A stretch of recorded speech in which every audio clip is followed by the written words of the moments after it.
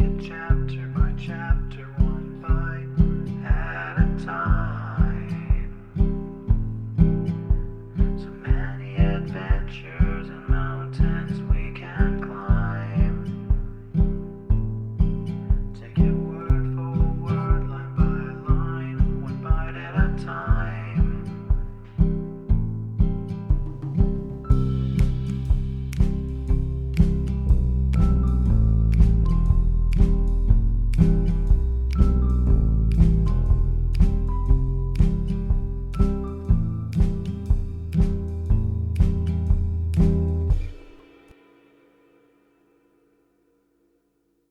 Welcome to Bite at a Time Books, where we read you your favorite classics one bite at a time.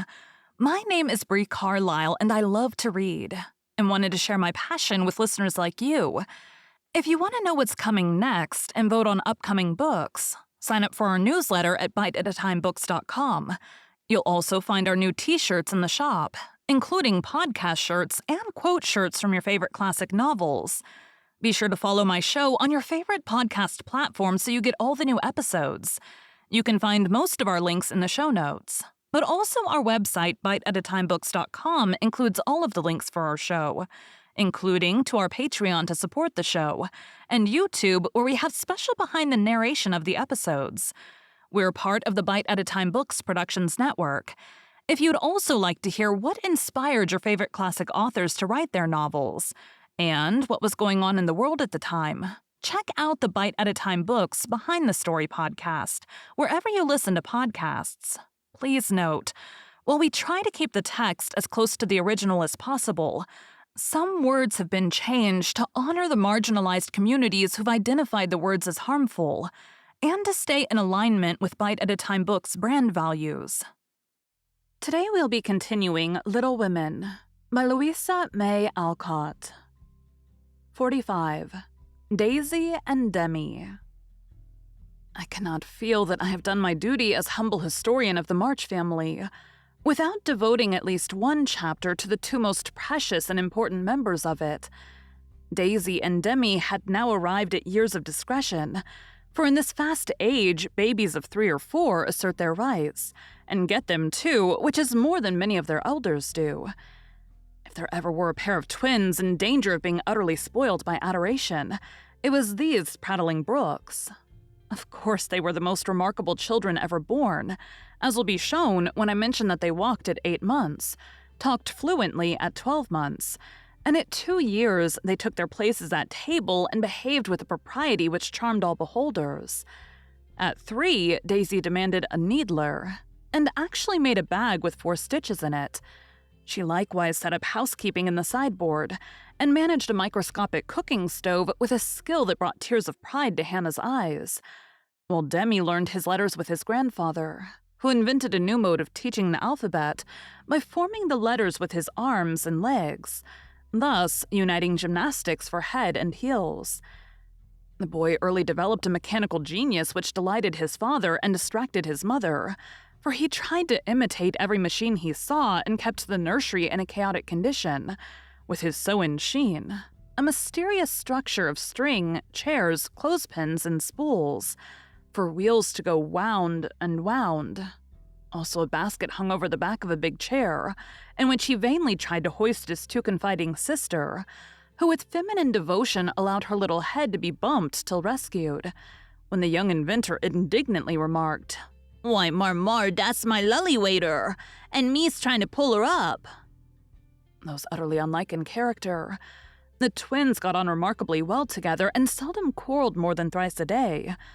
Of course, Demi tyrannized over Daisy, and gallantly defended her from every other aggressor, while Daisy made a galley slave of herself and adored her brother as the one perfect being in the world. A rosy, chubby, sunshiny little soul was Daisy, who found her way to everybody's heart and nestled there. One of the captivating children, who seemed made to be kissed and cuddled, adorned and adored like little goddesses, and produced for general approval on all festive occasions. Her small virtues were so sweet that she would have been quite angelic if a few small naughtinesses had not kept her delightfully human. It was all fair weather in her world, and every morning she scrambled up to the window in her little nightgown to look out and say, no matter whether it rained or shone, "Oh, pity day, oh, pity day." Everyone was a friend, and she offered kisses to a stranger so confidingly that the most inveterate bachelor relented and baby lovers became faithful worshippers. "Me loves everybody," she once said, opening her arms with her spoon in one hand and her mug in the other, as if eager to embrace and nourish the whole world.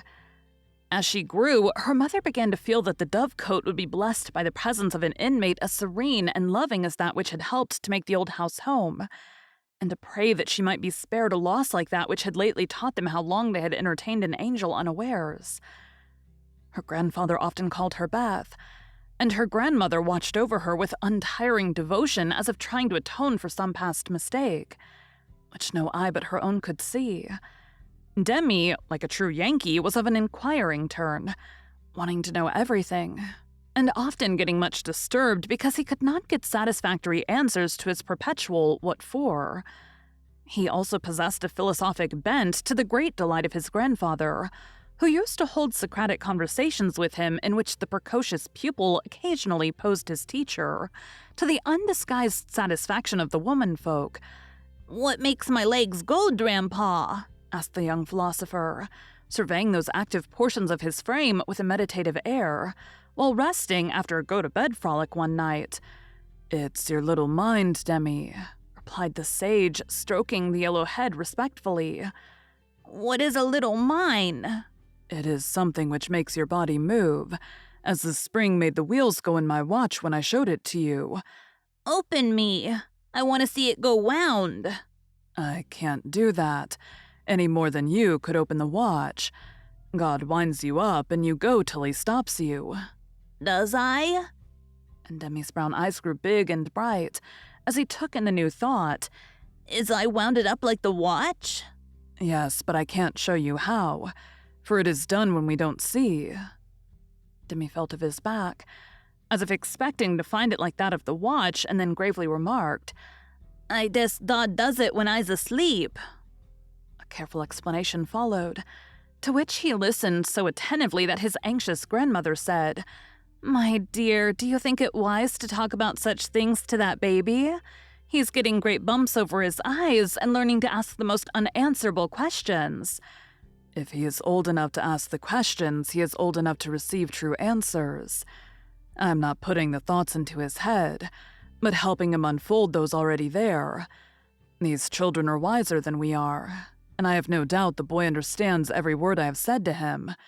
Now, Demi, tell me where you keep your mind." If the boy had replied like Alcibiades, "By the gods, Socrates, I cannot tell," his grandfather would not have been surprised. But when, after standing a moment on one leg, like a meditative young stork, he answered in a tone of calm conviction, "In my little belly," the old gentleman could only join in Grandma's laugh and dismiss the class in metaphysics. There might have been cause for maternal anxiety if Demi had not given convincing proofs that he was a true boy, as well as a budding philosopher. For often, after a discussion which caused Hannah to prophesy with ominous nods, "That child ain't long for this world," he would turn about and set her fears at rest by some of the pranks with which dear, dirty, naughty little rascals distract and delight their parents' souls. Meg made many moral rules and tried to keep them, but what mother was ever proof against the winning wiles, the ingenious evasions, or the tranquil audacity of the miniature men and women who so early show themselves accomplished artful dodgers? "No more raisins, Demi. They'll make you sick," says Mama to the young person, who offers his services in the kitchen with unfailing regularity on plum pudding day. "Me likes to be sick. I don't want to have you, so run away and help Daisy make patty cakes." He reluctantly departs, but his wrongs weigh upon his spirit, and by, when an opportunity comes to redress them, he outwits Mama by a shrewd bargain. "Now you've been good children, and I'll play anything you like," says Meg, as she leads her assistant cooks upstairs when the pudding is safely bouncing in the pot. "True, Marmar?" asks Demi with a brilliant idea in his well-powdered head. "Yes, truly. "Anything you say," replies the short-sighted parent, preparing herself to sing The Three Little Kittens half a dozen times over, or to take her family to buy a penny bun regardless of wind or limb. But Demi corners her by the cool reply, "Then we'll go and eat up all the raisins." Aunt Dodo was chief playmate and confidant of both children, and the trio turned the little house topsy-turvy. Aunt Amy was as yet only a name to them. Aunt Beth soon faded into a pleasantly vague memory, but Aunt Dodo was a living reality and they made the most of her, for which compliment she was deeply grateful. But when Mr. Bear came, Jo neglected her playfellows, and dismay and desolation fell upon their little souls. Daisy, who was fond of going about peddling kisses, lost her best customer and became bankrupt. Demi, with infantile penetration, soon discovered that Dodo liked to play with the bear man better than she did with him. But though hurt, he concealed his anguish, for he hadn't the heart to insult a rival who kept a mine of chocolate drops in his waistcoat pocket, and a watch that could be taken out of its case and freely shaken by ardent admirers.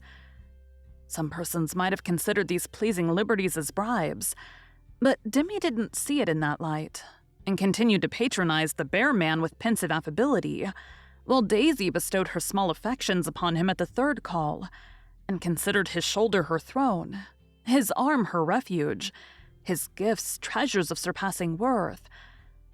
Gentlemen are sometimes seized with sudden fits of admiration for the young relatives of ladies whom they honor with their regard, but this counterfeit philoprogenitiveness sits uneasily upon them, and does not deceive anybody a particle.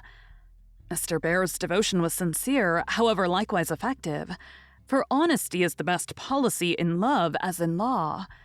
He was one of the men who were at home with children and looked particularly well when little faces made a pleasant contrast with his manly one.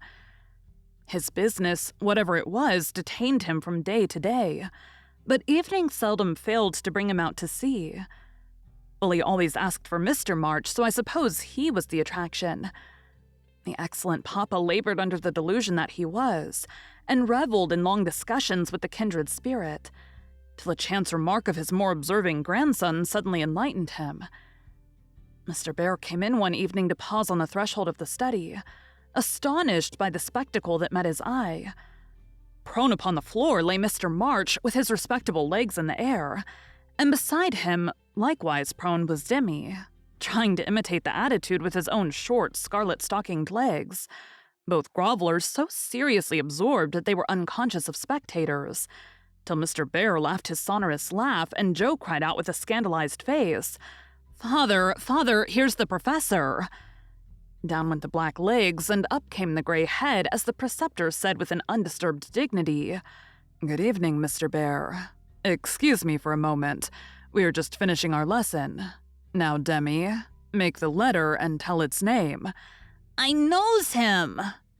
And after a few convulsive efforts, the red legs took the shape of a pair of compasses, and the intelligent pupil triumphantly shouted, "It's a we, Grandpa, it's a we!" "He's a born Weller," laughed Jo, as her parent gathered himself up and her nephew tried to stand on his head, as the only mode of expressing his satisfaction that school was over. "What have you been at today, Boobchin?" asked Mr. Bear, picking up the gymnast. "Me went to see little Mary." "And what did you there?" "I kissed her," began Demi with artless frankness. "Prut, thou beginnest early. What did the little Mary say to that?" asked Mr. Bear, continuing to confess the young sinner who stood upon his knee exploring the waistcoat pocket. "Oh, she liked it, and she kissed me and I liked it. Don't little boys like little girls?" added Demi with his mouth full and an air of bland satisfaction. "You precocious chick! Who put that into your head?" said Jo, enjoying the innocent revelations as much as the professor. "'Tisn't in mine head, it's in mine mouth," answered literal Demi, putting out his tongue, with a chocolate drop on it, thinking she alluded to confectionery, not ideas. "Thou shouldst save some for the little friend. Sweets to the sweet manling." And Mr. Bear offered Jo some, with a look that made her wonder if chocolate was not the nectar drunk by the gods. Demi also saw the smile, was impressed by it and artlessly inquired, "Do great boys like great girls too, Fessor?" Like young Washington, Mr. Bear couldn't tell a lie, so he gave the somewhat vague reply that he believed they did sometimes, in a tone that made Mr. March put down his clothes brush, glance at Joe's retiring face, and then sink into his chair, looking as if the precocious chick had put an idea into his head that was both sweet and sour. Why, Dodo, when she caught him in the china closet half an hour afterward, nearly squeezed the breath out of his little body with a tender embrace, instead of shaking him for being there, and why she followed up this novel performance by the unexpected gift of a big slice of bread and jelly remained one of the problems over which Demi puzzled his small wits, and was forced to leave unsolved forever. Thank you for joining Bite at a Time Books today, while we read a bite of one of your favorite classics. Again, my name is Bree Carlile, and I hope you come back tomorrow for the next bite of Little Women. Don't forget to sign up for our newsletter at biteatatimebooks.com and check out the shop. You can check out the show notes or our website, biteatatimebooks.com, for the rest of the links for our show. We'd love to hear from you on social media as well.